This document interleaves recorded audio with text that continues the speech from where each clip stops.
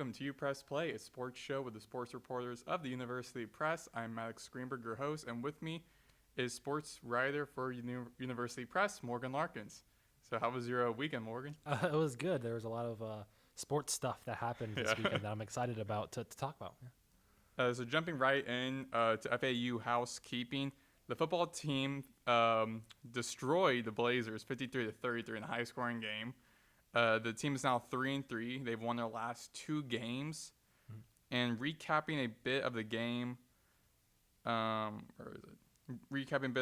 Owls scored 21 points in the first quarter, and then the first half ended 35-14. Owls were in the lead. They got a late touchdown in the second quarter, and the Blazers were coming back in that second quarter. It was like 21-14. Like, okay, it's getting a little bit close. Could the Owls respond to this? Are going to lose the game or lose their momentum? But it seems like everything worked out for them. And looking at individually, Caden Veldkamp, again, for second straight game, was just below 300 passing yards, but at the end of the day, it doesn't really matter. Basically 300, 297. Yeah, 297 yards. He was 20 for 30, 297 yards, threw 3 touchdowns, 1 interception, and I believe he still leads the nation in interceptions, so that's one thing he has to kind of work on. And Jalen Kitna, he was looking good for UAB, 29 for 41, 261 yards with 1 touchdown, but got sacked 5 times. So the Owls' defense played well in that game. They got to the quarterback. I will say one thing. Veldkamp needs to worry about his job because maybe Easton Messer will come and steal it away. No, this was a great game by the FAU offense. This was, the last 2 weeks I've been like, okay, wait. Veldkamp and this air raid offense, it finds like it's finally clicking together. Of course, Easton Messer, Assad Wasim is really breaking out. This game, he was spreading to everybody. Dominique Henry got some touches as well.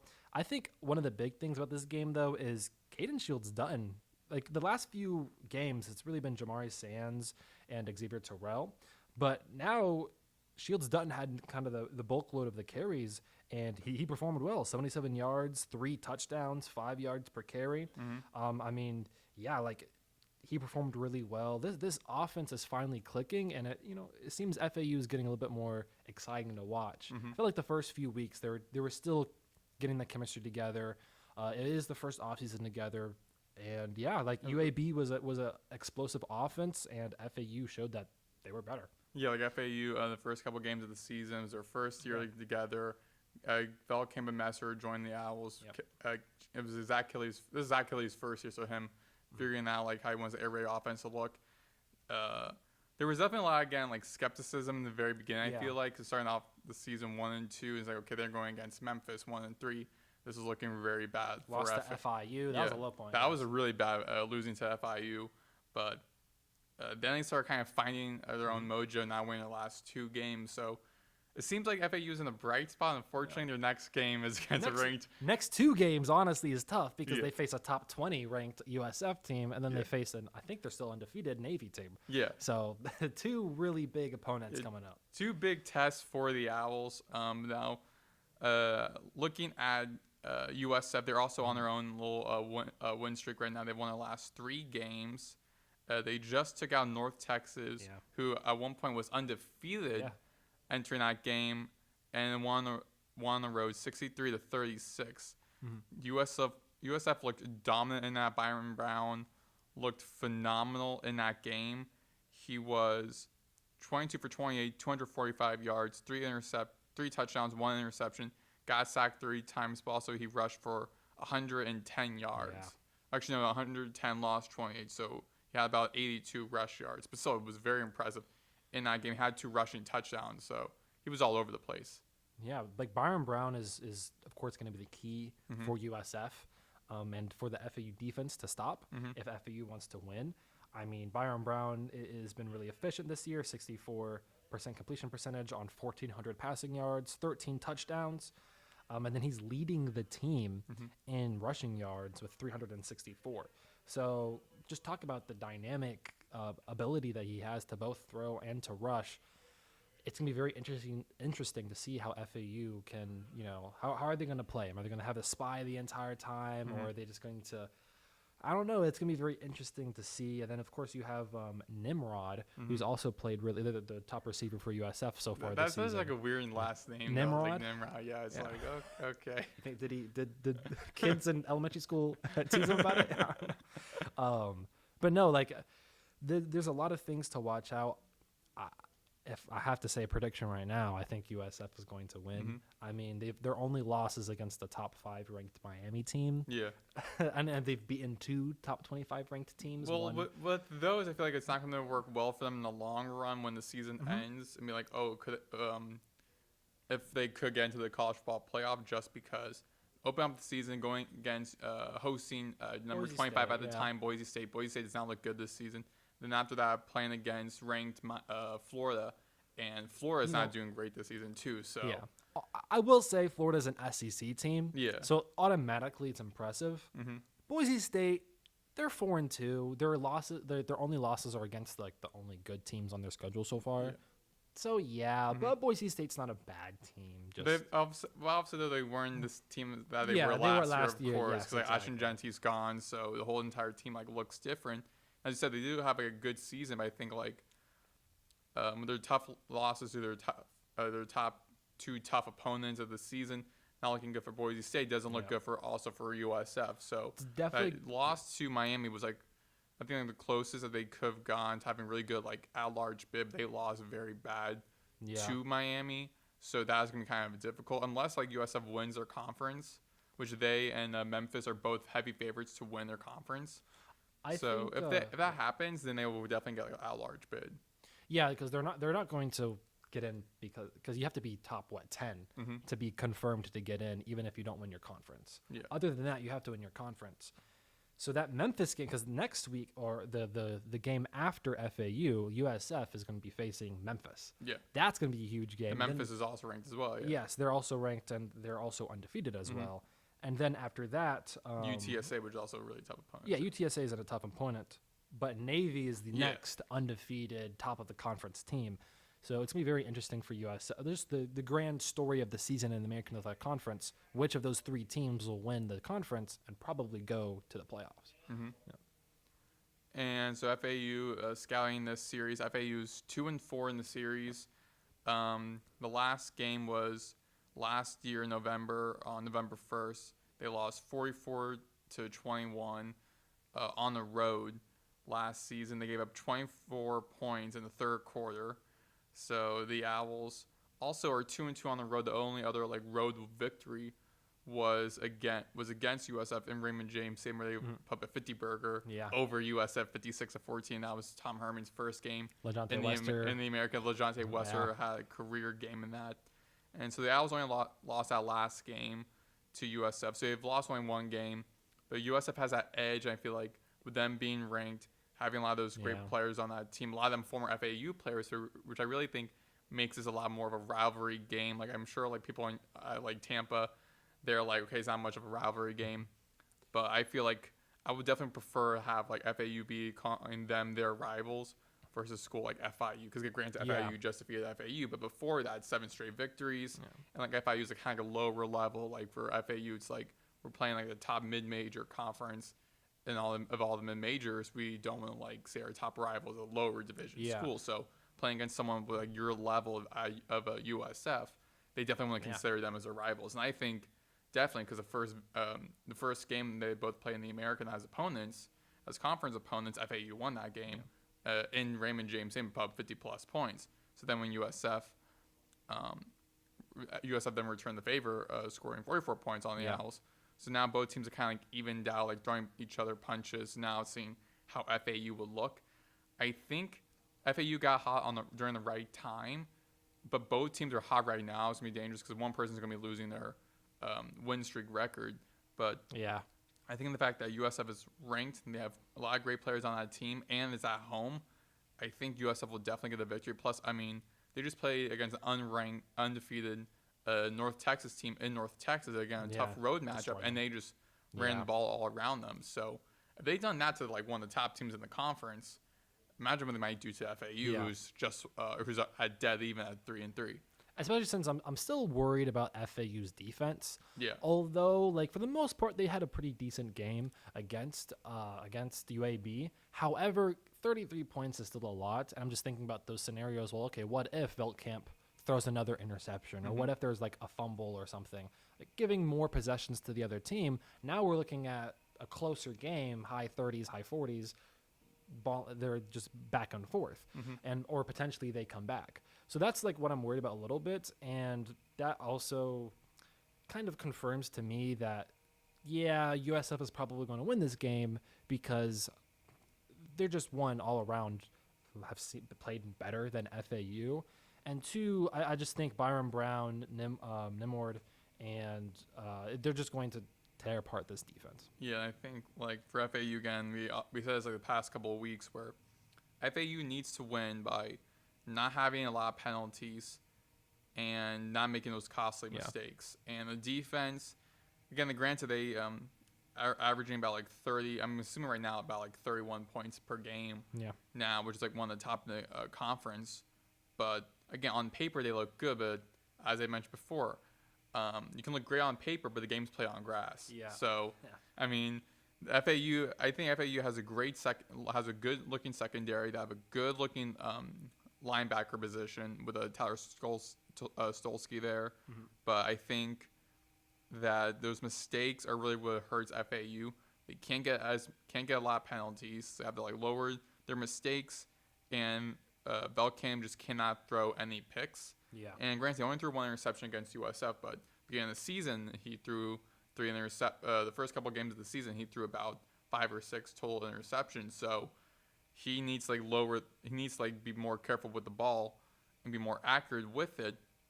I think he has a great supporting cast because Asad Wasim had over 100-yard game. That was Asad Wasim's game, over 100 yards and had a couple of interceptions as well, a couple of touchdowns as well. So he has a great supporting cast, and Veltkamp just has to be careful with the ball, and FAU, particularly like the defense, again, cannot give up like 20-plus points in one quarter, plus the team overall cannot get any penalties. That really starts with the offensive line because there were a lot of penalties in that FIU game that were from the offensive line and false starts and holdings. So the offensive line and the team in general just got to be careful with penalties. To talk about Veltkamp real quick, I think I've noticed throughout the season that he has maybe a little bit of a problem with like linebackers and defensive linemen and like jumping up and intercepting the ball. I remember the Maryland game. I forgot the freshman who did it. Stewart, I think his name was. He like jumped up at the line and scrimmage and just grabbed it and ran for the pick six. Yeah. So I want to see Veltkamp kind of grow out of that a little bit more because that's how he got picked off this previous Saturday. It was the linebacker kind of dropped back and he didn't see it at the last second. He threw it a little bit low and he just jumped up and grabbed it. So that's kind of what he needs to recognize. Oh, okay, that linebacker is like faking the rush and he's going to back out. Maybe he needs to work on that. He needs to like start reading the defense, particularly like the spies and like defensive guys heading over to him, particularly like in the blitz as well. Yeah. And Veltkamp right now also is having a good season because he already has over 1,000 rush yards or 1,000 passing yards, and we are heading to game 7 of the season. So he's having a great season in his first year with FAU. So a lot of bright spot for FAU. For the season outlook, the FIU game is probably gonna come back to bite them. Yeah. Because like if they win that game, you're 4-2. Your only losses are against 2 really good teams, Memphis, who's ranked right now, and Maryland, who's also actually did they win this previous weekend, or were they on a bye week? I think they might have been on. I'll double check on that. Yeah, because as of now they're undefeated. Yeah. On top of my knowledge, right? And you're looking at 4-2. That's only 2 games away from a bowl game, right? And looking at the rest of the schedule, South Florida, Navy are 2 really good teams that on paper you're probably going to lose to, and then you have Tulsa, Tulane, UConn, and East Carolina. Like you have to win 3 of those games now instead of just 2 of those games to go bowling. So it's going to be very interesting to see, in the season picture of things, that game might come back to bite them. Yeah. In the grand scheme of things, though, the longer we get away from that loss, I feel like looking at FAU and Zach Kitley, 7 games the streak can't go on forever, right? Eventually, eventually FIU is going to be FAU in the Shula Bowl, right? It's just not going to be continuously FAU. And I'm starting to think more and more that that's what happened, was just like maybe a little bit of overconfidence and cockiness. In the grand scheme of things, I don't think it's going to hurt Kitley. But for the season, it might hurt them if they can't get 3 more wins. Yeah, and so looking at Maryland's schedule, the first 4 games they've won, and then the last 2 games, Washington and then Nebraska, both home games they lost to. Oh, okay. So now they're going to be traveling to UCLA to play the Bruins, which that looks a little more challenging because UCLA is looking really good the past couple of games. Just to beat Penn State, who also, breaking news over the past weekend, Penn State head coach James Franklin got fired. So now they have lost their top head coach. So UCLA kind of started that, but they play against UCLA, then home against top-ranked Indiana, then at Rutgers, at Illinois. Then the last 2 games against Michigan and Michigan State. So I can see a couple like victories there. I mean, against Rutgers, against Michigan State. But I think everyone else is going to be a much more difficult challenge for Maryland, particularly like Indiana and I think UCLA.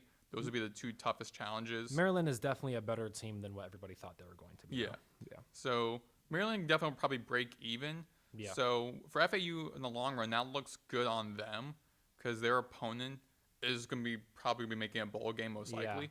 So because I don't think on that schedule, Maryland's going to lose 4 games. I don't see the rest of that schedule. Maryland's going to lose 4. I can see like 2 or 3 victories for them, 2 kind of easy ones.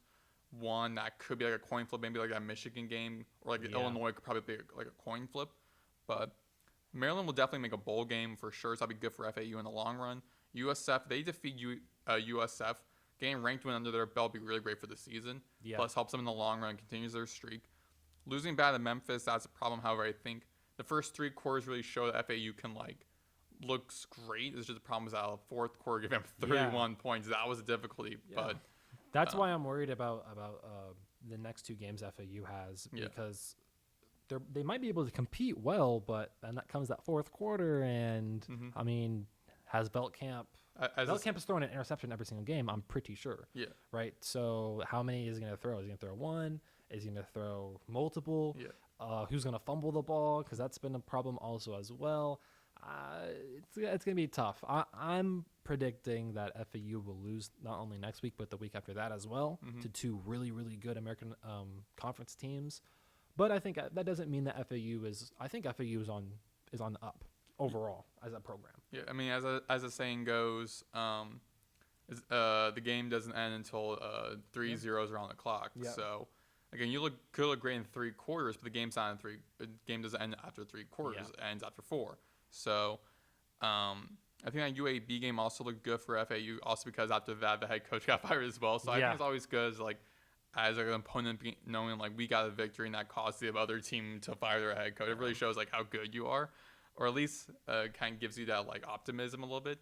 But so after playing against, as Morgan said, after this game against South Florida, which FAU will be on the road this Saturday at 7:30 on ESPNU, so on national television. After playing against the Bulls in Ray J in Tampa, then they play again on the road against the Navy in Annapolis on Saturday next week at 3:30 on CBS, again another national network. And then they are at home against Tulsa, who I believe FAU defeated Tulsa last year, their only conference victory. So before the season. Before the season ended. So FAU looking to get back into the swing of things. Tulsa's not looking too good also on the season, kind of on the bottom part of the conference. That could be a victory for FAU. Then at Tulane, that's also going to be a problem. I think that could be their 6th loss most likely against Tulane. UConn and then East Carolina, the last 2 games. Kind of coin flips. Yeah, I mean, I got to look. I'm going to be looking up how UConn is looking. UConn is 4-2. They're favored right as of now. They beat FIU. So yeah, their only losses. This is interesting. Their loss to Syracuse, which is understandable, but then they have a loss to Delaware.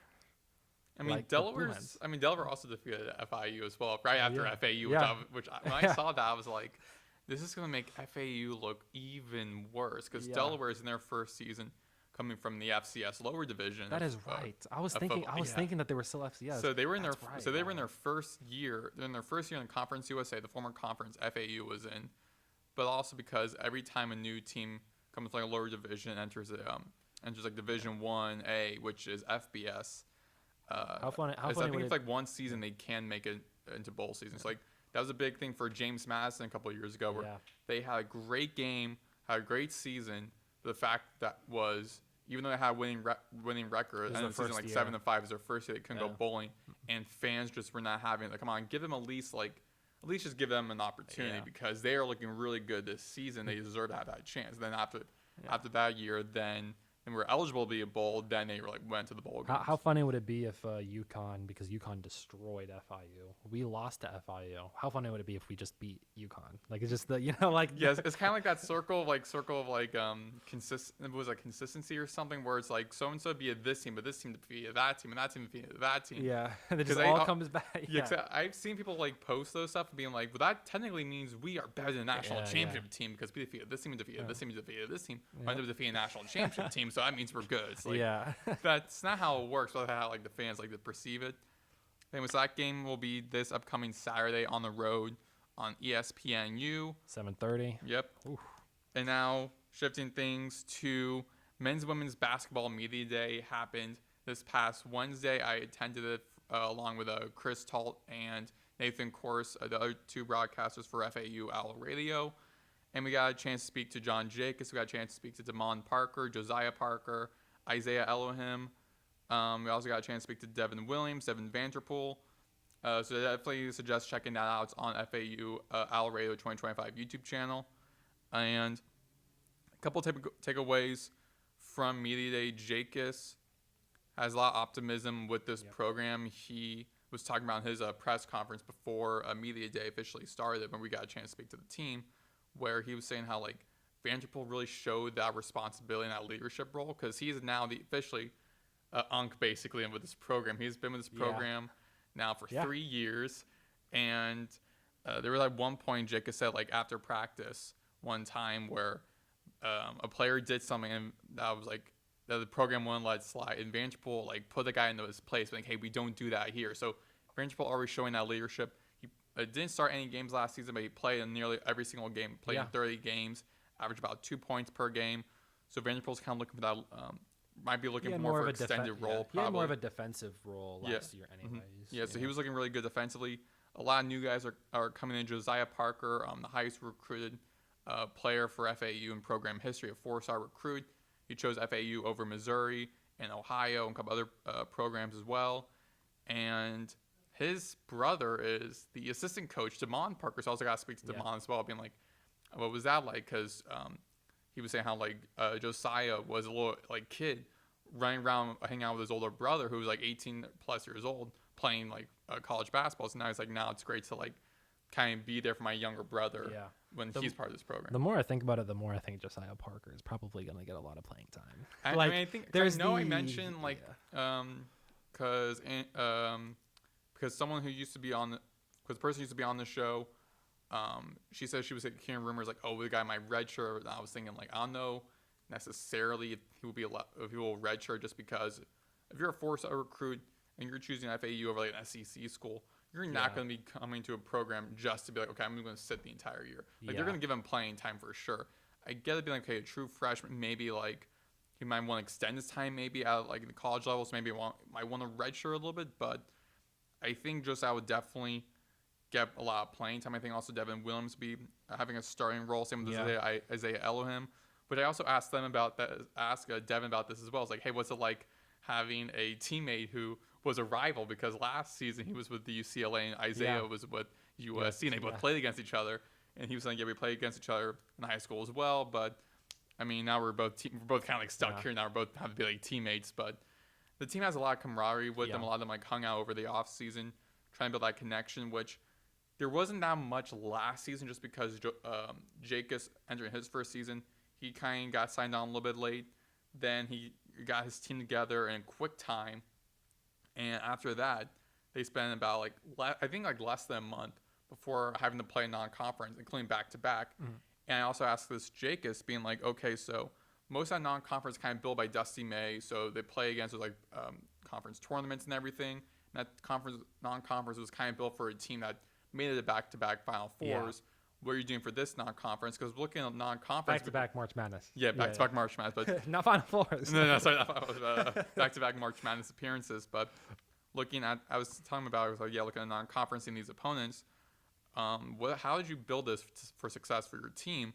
He was saying, well, our guys were kind of like homesick last season because they only played basically they didn't play for over a month at FAU. Yeah. So now it's like for this time we only have like 2 or 3 games where it's either neutral or it is on the road. So majority of the games are going to be at FAU, which I think can kind of build more of that interconnectedness with the fan base and with the team, plus a lot of the players no longer really getting too homesick, being very comfortable playing in the environment that they're in. Yeah, I can't wait to watch, because last year I was like watching all the games. I was like, man, when can I go to a game? Yeah. Like I had to wait until the second half of the season. Yeah. But the conference in-conference schedule season. But no, I'm very excited for this year.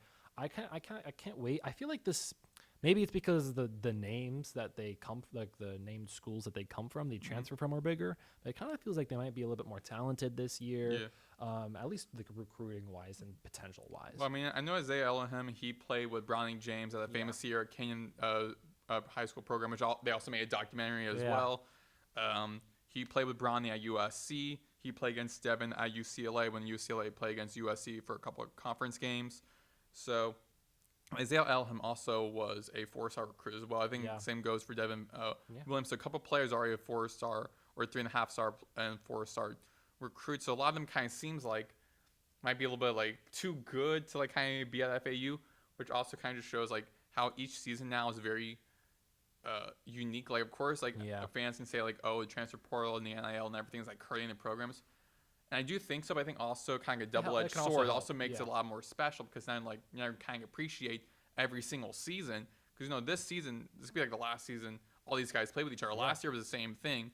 In that program, that team won 18-6 in the first game, which even Jacobs was saying how like the fan base were saying like this was the best first year in program history. And Jacobs was like, I didn't think so. I didn't feel like that way. But he's always very critical with himself, which you want to hear like from a head coach. But I'm very critical on myself. I mean, anyone could be like, oh, 18 games, 18 wins in your first season. That's impressive enough. Above 500 NIT tournament. Yeah, exactly. Hosting a playoff game, like first time in program history. Like that was a very historic season. But for Jacobs, he wants to get better. And after speaking with all the players and speaking with Jake and speaking to Demond, I felt like, again, like I don't want to be too optimistic, because especially as like a senior, like I kind of dealt with that every single season, thinking like, okay, well, I think this team's gonna be good, and then not so good. I think it's gonna be good, and not so good. Felt that for the football program, felt that for the basketball. But not much for the basketball program. For the football program, definitely felt that. So I'm trying my best. Also, of course, trying to be like an unbiased like journalist, even though I'm a student at FAU. I'm not really associated with athletics, not associated with the program. But I think overall, as like a general observer, I think that this team could be very scary, just for the fact that they're all playing they all look really good. They'll have a team camaraderie, bring a lot of great guys, a lot of them from overseas. So Jake is kind of that's like his type of player. He wants to like kind of coach. So seeing what he did with DeMatis Bokatitis, seeing what he might do for guys like Johan Sissoko, who's going to be a freshman, or Maxime Lowe, which I'm really interested to see, because 6'11", I think he has like one of the largest wingspans in the transfer portal. I think over like 7 feet long. So you can really like use him on the perimeter and like on the post. So I think overall, I mentioned this at the end of the media day, saying if what we saw last season was the beginning, then everyone in college basketball is in trouble. Because they have that game 18 wins, and they barely had enough time to like really play together and like really learned on the fly as the season was progressing. Then this season, they had a full offseason to work with, built the non-conference that they wanted to build, and got the players they wanted to get. I think that this could be even more dangerous program.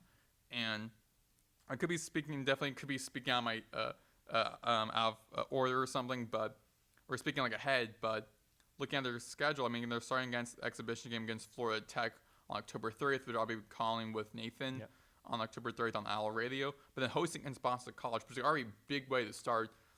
Power 4 school, again, they were in the bottom 2 in their conference and missed their conference tournament in the ACC. But Boston College from a Power 4 school is big enough to host. Yeah. College of Charleston, we know we're going to most likely go back to the March Madness. Liberty is definitely going to have, like Jacob said, Liberty's going to have like a 20-plus game win season again. So Liberty, that's a tough opponent to play against. Ohio is a good basketball program. George Mason's also kind of a good basketball program. Hosting St. Bonaventure is also a big thing on the calendar too, because most likely Woj will be coming back. Traveling play against Florida Gulf Coast, which Florida Gulf Coast won in the last, I think, like two games. So FAU wants to get back in that win column in that series. At St. Mary's, and then on the neutral site against UCF, which I think might be like in Gainesville or something. So playing against USF on a neutral site on the road to St. Mary's, which Jacobs was like, it's really great to have like a big name program like St. Mary's want to play like a little school like us in like California. So that's like great for us. So they're not in conference looking pretty good in a way. So if FAU gets a couple of victories against those schools, like maybe possibly against St. Bonaventure, getting a victory against Boston College, that really helps them lean into their conference schedule where like UAB is going to be definitely like one that might look different than last season because their top player, one of the top players in college basketball, is now going to Michigan with former FAU coach Dusty May. Yeah. But Memphis, we know, is going to be a tough basketball program. Wichita State has been looking good the past couple of seasons. USF probably going to have another resurgence. I think they got like a new men's basketball head coach, like an official like men's basketball coach as well, after the fortunate passing of Amir Abdul-Rahim, and they had an interim head coach coming in. So now they got a permanent head coach for the program. So USF's probably going to be looking great this season. Maybe UTSA, North Texas definitely will. So there's a couple teams in this conference where they're going to be tough opponents, and we never know what the American kind of holds because every season it seems like a team surprises someone. Yeah. And always seems like going back and forth, which I think makes it one of the most interesting conferences in general in college basketball. So FAU, I think, could have another great season, especially potentially getting some good at-large bids. Even if they lose to a couple of their top opponents, if they lose within a couple of points, I think will really do good for them in the long run. Versus like what happened last season, they like lost badly to Michigan State. Michigan State looked good. It's like, they just almost lost to Michigan State. That might have helped them, like with a couple years ago where they played against Arizona in the neutral site, but not much of a neutral site because I was like in Las Vegas, so close enough to Arizona. Yeah. But they won that game in like overtime or double overtime, which I saw like game on during Christmas break, and I lost my mind because that was a phenomenal game. And FAU struggled a little bit down the stretch, but because of that victory, helped them get to an at-large bid. Yeah. The last season, speaking of last season, they had a before we move on to our next segment, it felt like a lot of games that were close, and then like they crumble at the end, right? So they were competitive for a lot of games, especially the non-conference games. So I think this year it's just about finishing those close games, and of course with an easier schedule, getting a positive schedule after the non-conference, getting a positive record after the non-conference schedule, so that will set us up better for the conference games. And before we jump into our next segment, just also kind of finish off. So the women's basketball team also were attending the media day. We couldn't get a chance to speak to the individual players, which I was mad about because they gave us about like 40 minutes to work with just for the men's team.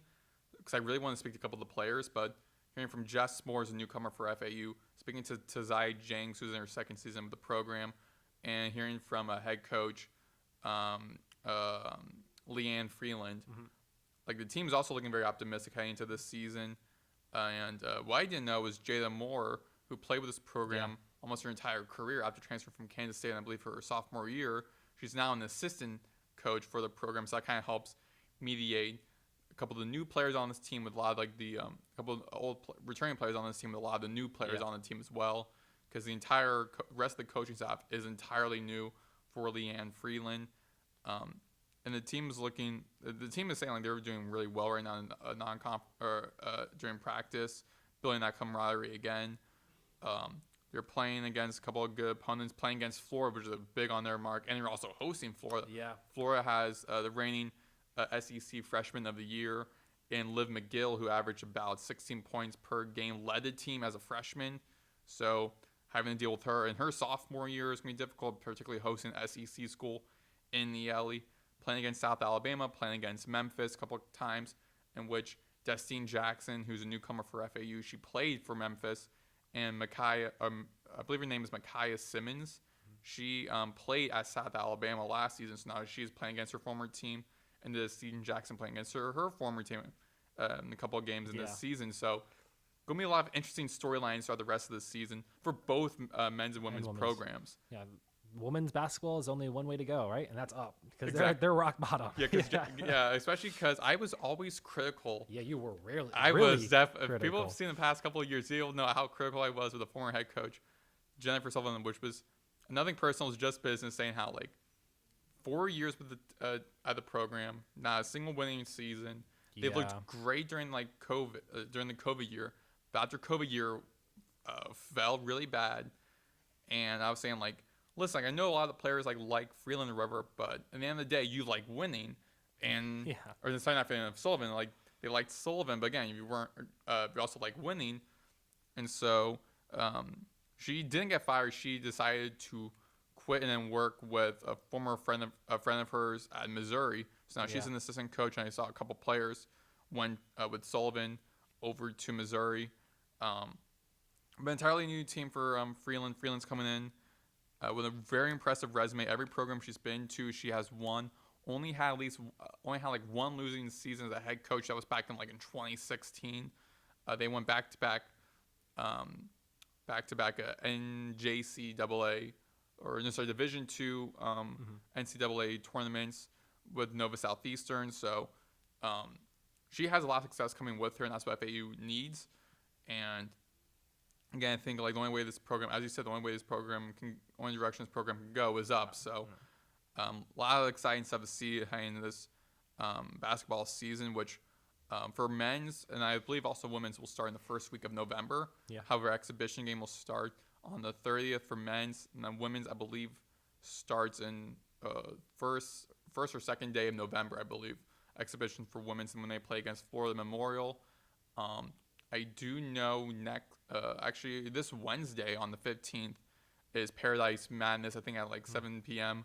Which is basically a not much of an exhibition, just more of at least when I told my dad about it, I said okay, it sounds like an all-star kind of a thing where it's just the men's and women's teams are divided into two teams. They play against each other. One half of the men's team play against the other half of the men's team. One half of the women's team plays against the other half of the women's team. Kind of a scrimmage game, just to show the fan base, the alumni, the boosters, the donors, everybody, how this team looks and everything. No scores really kept. No stats are dialed up or anything. It's just for entertainment the show. So if you want to see some great entertainment, some great basketball, and see how your program's going to be looking, definitely recommend that. I believe we'll be at 7 p.m. We'll have to double check on that. We'll be at the later time after classes this upcoming Wednesday at the Ellie.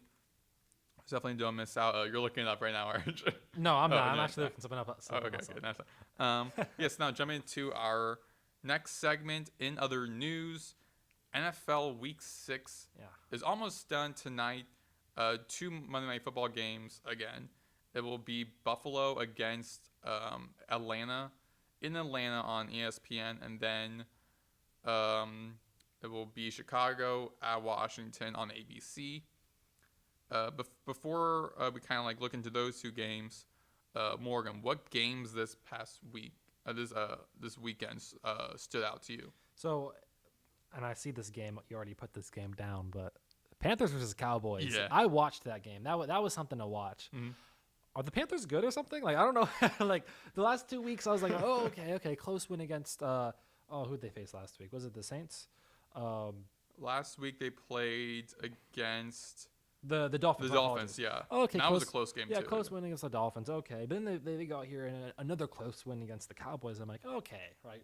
We're getting to a point where you're getting some good wins against bad teams, and their schedule, if they've been bottom of the barrel for the last few years, so they have a very easy schedule. I think of the Jets, the Saints, the next few weeks. They face the Falcons again, who they beat a few weeks ago, right? And I'm looking okay, they could have a very respectable team. I don't think they're going to be a playoff team. Mm-hmm. I just don't think so. Yeah. But I do think that we're seeing the upwards trajectory of what's been finally they've been rebuilding towards since Cam Newton, honestly. Bryce Young looks a lot better. After the first 2 weeks, I was worried. I was like, where was the Bryce Young from last season, from the end of last season? He was kind of looking like the Bryce Young before his resurgence in like after week 8 or after the midpoint of 2024. But now he's kind of coming back to life. Ted McMillan has been looking really good. They found their franchise receiver for the next next decade or so. And Rico Dowdle. Wow. Revenge against his former team. Yes. And 200. I should have got that guy on fantasy, honestly. Yes. That was a tremendous game. Yes. 2 straight games with 200 plus scrimmage yards. That is insane. I'm worried because I'm a Chuba Hubbard fan. I'm worried. Is my guy Hubbard going to get his job taken by Rico Dowdle? That's what I'm worried about. Yeah. But I think they're going to go with the two running backs. They're going to play with the 2 running backs. They're going to do like a dual running back system. And I think it's going to work really well because Hubbard's finally, I think he's coming back from injury. I mean, also the Lions, they succeeded with that last season, Gibbs especially with this season as well. Yeah, just in general, they succeed with it. Their defense has been a lot better against the rush. That's what I've noticed as well. I think it was under 70 yards on the ground the last 2 weeks. And that's really important, right? I know they have their franchise guy in Derek Brown, who's really, really good. But their defense has been kind of the problem. It kind of still is. I mean, 27 points this week, 24 points last week. Maybe you can get those numbers down a little bit more. But their rush defense has been improved. They still have a lot of nice talent on their defense, like J.C. Horn. I mentioned Derek Brown just a second ago. Nick Scorton, their defensive rookie. Scorton, I think. Yeah. Scorton, yeah. They have a couple of guys on their defense. They just have to build a little bit more around it. That's going to be the main problem. Their other problem is that they really have no one else in their receiving game outside of Ted McMillan. It's really just him. So you have 2 nice running backs, a great receiver, but you're going to need more receiving threats out there to be a playoff level offense. And I still want to see a little bit more from Bryce Young. Yeah, I mean, Bryce Young is. We know from last season, Bryce Young ended the season looking very great, really good. And we thought, okay, that's going to carry on to this upcoming season. And at the start of the season, they looked really bad overall as a team. But now it's kind of resurgence. They won their last 2 games against the Dolphins and against the Cowboys. 2 not so good teams, but again, Carolina has not been doing great the past couple of years, so their schedule's a little bit easier. Yeah. And I think, as you were saying, because I really didn't see that Cowboys-Panthers, but I do think that they did look great. Looking like great overall, I think. But definitely Rico Dowdle. I mean, he's every single carry. It looks like he's getting like 7 to 8 yards. He's playing really well. So I think with Dave Canales, the head coach for the Panthers in his second season, starting to find the rhythm they need as an offense, they just got to start really working more on that defense, stopping the run, applying a lot of pressure to the quarterback. And just trying not to stop all those close games because the past couple wins were within a couple of points, similar to Tampa. But a game that stood out to me the most, I would say a game I didn't see, but I was looking at the score in real time, was Chargers-Dolphins. Because the Chargers, their first 3 games of the season were against conference opponents. They won all 3 of those games. Yeah. Then as soon as they started playing against teams outside of their conference, outside of their division, the first 3 wins were against division opponents, but the next 2 games in playing against the NFC teams, against the Commanders and against the Giants, they lost to those 2 teams. Then looked like they were going to lose to the Dolphins in the first half. They were down 13-9. Then they scored 14 straight, so then they were up 26-13. And they were leading by 13 with 9 minutes left to go in the fourth quarter. And then they gave up 14 points, only just scored 2 field goals and then end the game. So I feel like the Chargers, again, they looked really good at the beginning of the season. Herbert was playing phenomenal historic numbers. But then in the past couple of games, they were struggling a lot defensively and everything else. I mean, I know they're kind of banged up a little bit offensively, and now seeing how they're playing against the Dolphins. I mean, they just won with a game-winning field goal. Yeah. So they looked a little bit at the beginning they were going to be definitely a playoff team, a playoff threat. Now they just barely got a win against the Dolphins. They're still 2 games above 500, but barely got that victory. And then their next game, they're playing against the Colts. The Colts are a phenomenal team. Yes. I just saw that game against the Cardinals the other day. So I was switching between that game, a little bit of the Seahawks, Jaguars, and the Patriots, Saints. And that Cardinals and Colts game, I mean, Colts have a lot of weapons on their team. They have Michael Pittman's looking great. Alec Pierce got a couple touchdowns. That's the game I want to watch. Yeah. Jonathan Taylor is looking good on the run for the Colts.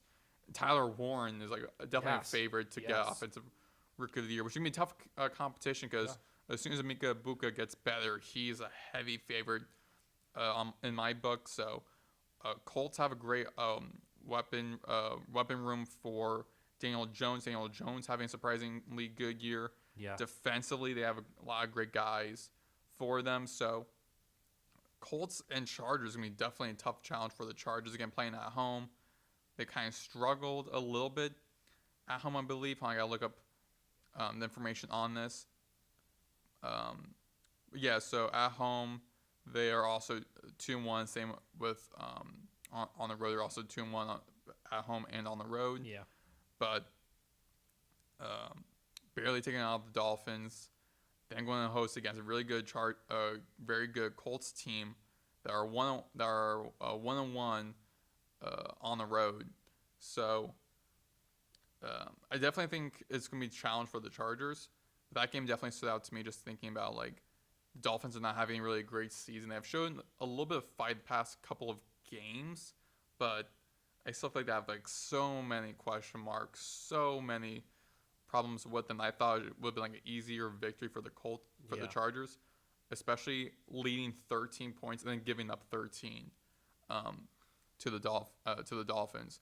But we already kind of talked a little bit about the Panthers, which was our next topic about how what's happening with the Panthers. And I don't necessarily think they might be a playoff team. But one team I do want to discuss, which is one of my teams, the Patriots. They've won their last 3 games. So do you think the Patriots are a dark horse to be a playoff team? Yeah. I'm looking at the wins right here, and besides the Bills, we don't know about the Panthers right now, but the Dolphins and the Saints have been kind of disappointing and not really impressive. And Carolina's looking kind of like on the up and up now. Yeah, the Panthers are looking like on the up and up. The Bills is really impressive. But you guys Patriots have a really easy schedule when you look at it. I mean, of course, any game you can win or lose, but Browns, Titans are your next 2 games. You probably should be favored in those games.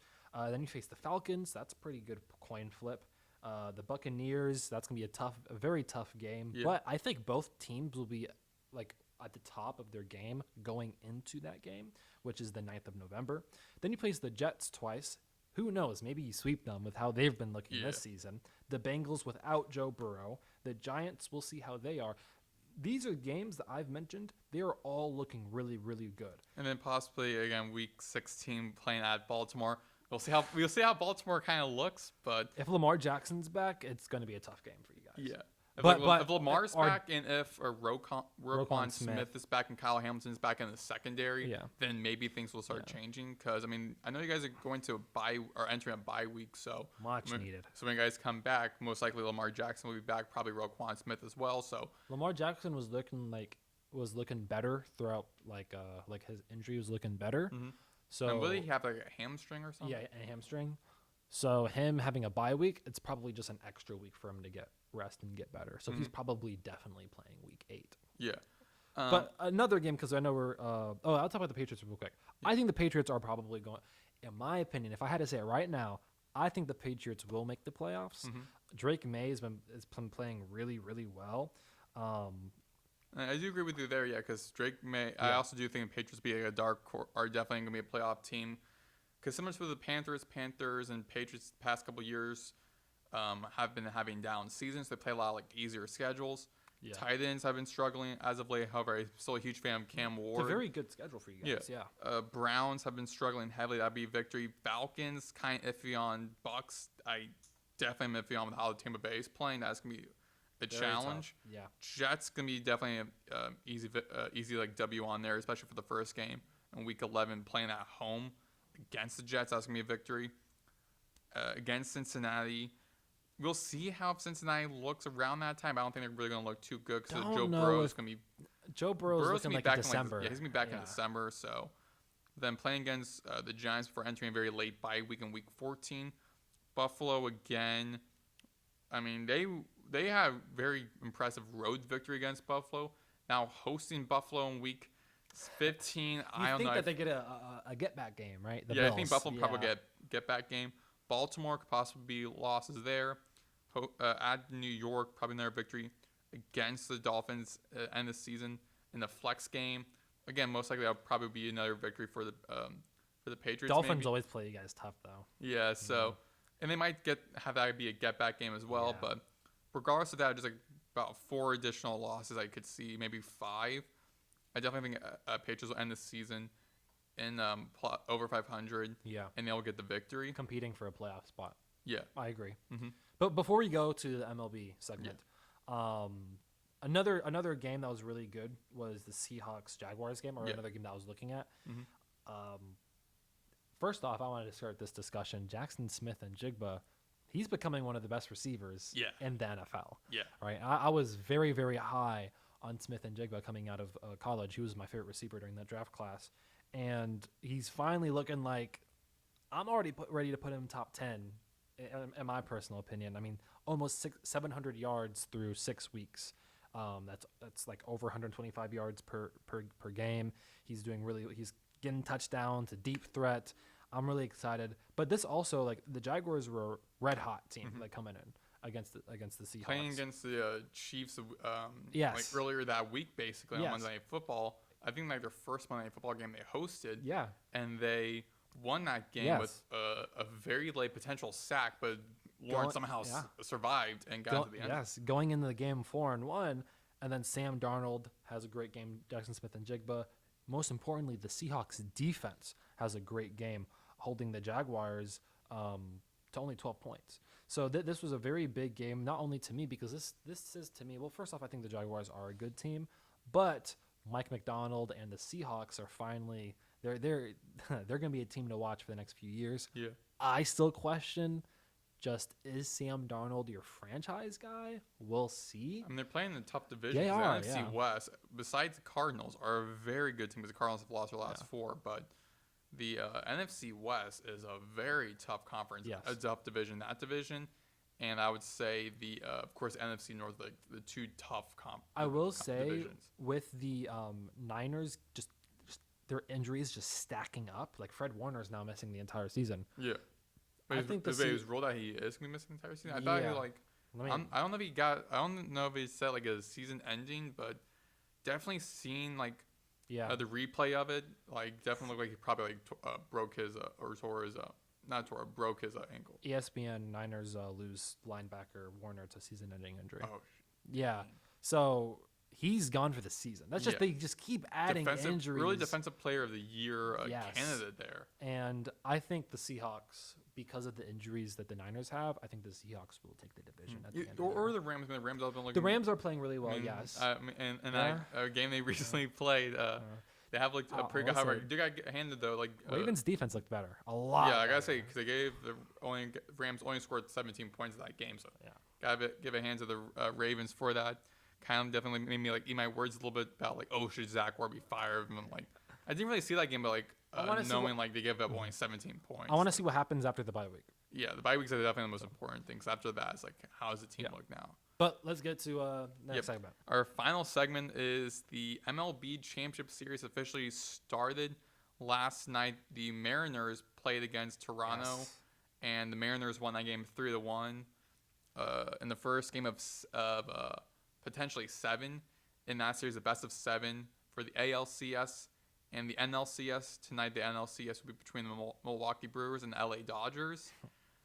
And I really haven't been paying attention to much like baseball really this entire season outside of like seeing a little bit of games during the summer. I mean, there's a bunch of games every single day. A lot of different sports are happening. So I'm kind of definitely more of a casual observer. Saw a handful of moments in like during the playoffs as of now, but definitely be watching those 2 championship games in the World Series. Blue Jays, Mariners, ALCS, Brewers, Dodgers, NLCS. Morgan, do you see is going to be in the World Series? And we'll put up like a little like thing on the little like image on the screen, and we'll like look back onto this once the World Series starts of who was correct. But who's your prediction? I think it's going to be Mariners versus Dodgers. I've liked the Mariners. Just like their story's awesome. Like they haven't. I think it was the 1970s was the last time they made the World Series. I think so. I know they have, but I do know they have not won a championship at all. So they're seeking their first championship. Brewers, their last championship appearance, haven't won one, but the last championship appearance was, I believe, like in the 80s. And Blue Jays, they won one, I think, in the 90s. And Dodgers, of course, we know the Dodgers past like 5 years they've won a World Series. They've never appeared in the World Series. They've been to the ALCS multiple times, though. Mm-hmm. Only 3 times, though, and they lost every single time, obviously. I think the Mariners finally get it done. Yeah. Big dumper. That's Cal. Yeah. Cal Raleigh, Yeah, he's awesome. Yeah. He's amazing. He's kind of the thing that swung the momentum towards the Blue Jays yesterday to give them the win. Polanco's been playing really well for them as well. I'm also a casual baseball fan as well. I've been trying to get more into it. Yeah.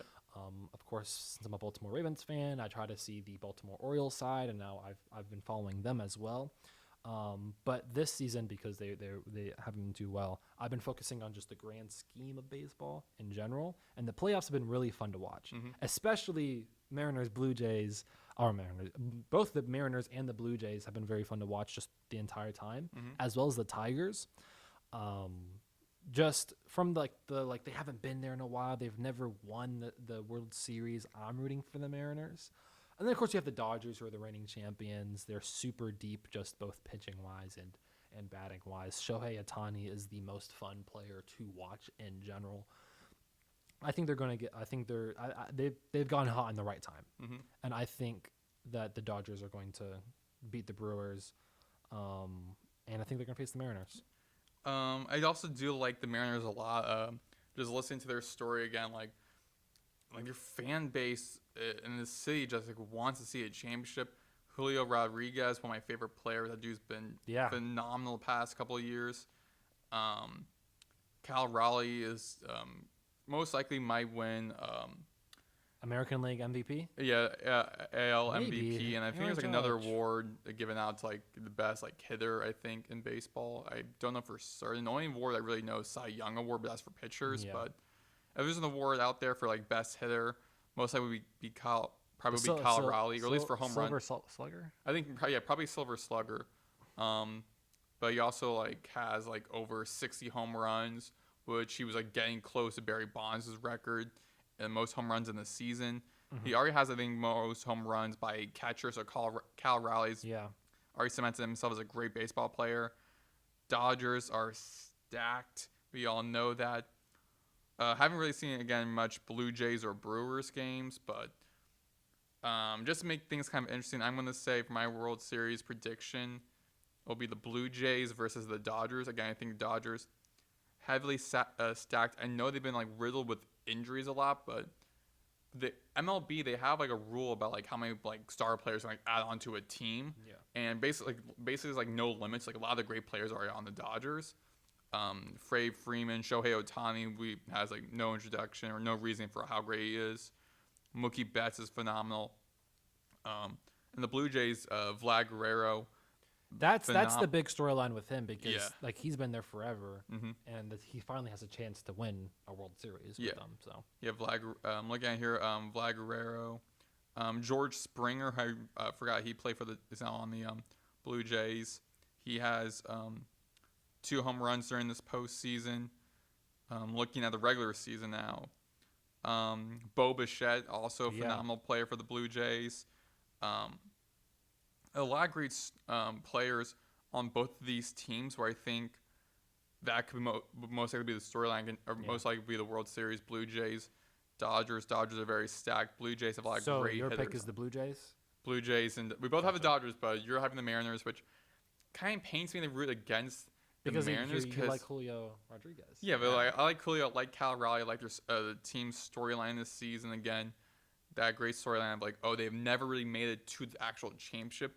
But I also feel like could be like a little like curse or something where it's like, okay, the team just like can't get to it. Like they're so close to getting to it. Yeah, I don't think maybe this year will be a difference. I think it'll still probably, I think that both series are most likely. I feel like Dodgers will probably go to a Game 5 or Game 6. Blue Jays Mariners 100% is going to a Game 7. I'm certain of it's going to go to a Game 7 between these two teams for how badly they both won, how like almost evenly stacked they are. I do see a Blue Jays Dodgers in that World Series. I can envision it in my head. The graphic for Fox Sports saying here's a World Series, the blue L and A for the Dodgers, and the Blue Jay head for the Blue Jays. I can see that as the logo for like here is the World Series. Yeah, that's gonna be awesome. I can't wait to watch. I can't wait to watch both series. I'm going to. I actually don't know much about the Brewers. I know they have a really really good pitching. Yeah, they rotation, really good. They have good pitchers, but also I know, of course, Christian Yelich. Yeah. He is great. I know there's like a rookie I believe they have, Churio, who they have a rookie pitcher that's really good, Mio Warowski. Yeah, you can tell how much of like a casual observers we are because we're butchering a lot of these guys' names. But I do know Churio is like either a rookie or like in the second or third season, but like a young star. He's having a good season as well. So I know Yelich and Churio. But again, with baseball, you can also Frelick. Like I know Frelick. Yeah. First, the Sal Frelick, who's a really good right fielder.